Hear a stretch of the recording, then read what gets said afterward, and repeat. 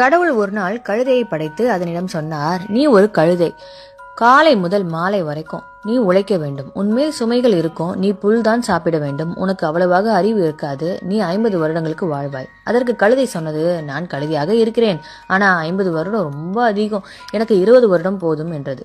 கடவுள் கழுதையின் ஆசையை நிறைவேற்றினார். அடுத்து ஒரு நாயை படைத்து அதனிடம் சொன்னார், நீ மனிதனின் வீட்டை காக்கும் காவலன், அவனுடைய அன்பு தோழனாக இருப்பாய். மனிதன் உண்ட பிறகு உனக்கு கொடுப்பான். நீ 30 வருடங்களுக்கு வாழ்வாய் என்று.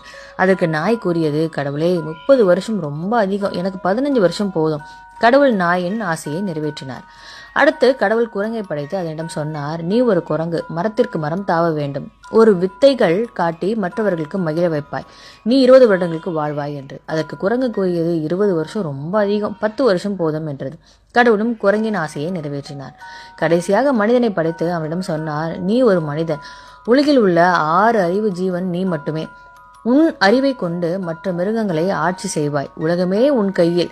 நீ 20 வருடங்களுக்கு வாழ்வாய் என்று. அதற்கு மனிதன் கூறினான், 20 வருடம் ரொம்ப குறைவு. கழுதை வேண்டாம் என்ற 30 வருடங்களையும், நாய் வேண்டாம் என்ற 15 வருடங்களையும், குரங்கு வேண்டாம் என்ற 10 வருடங்களையும் எனக்கு கொடுத்துவிடு.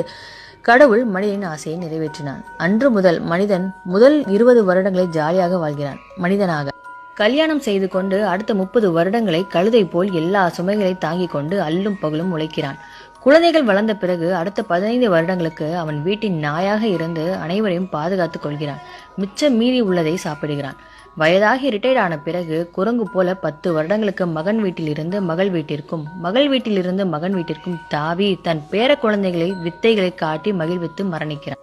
இந்த பதிவுல வர கருத்து உண்மைதானே? உங்களுக்கு பிடிச்சிருந்துச்சா?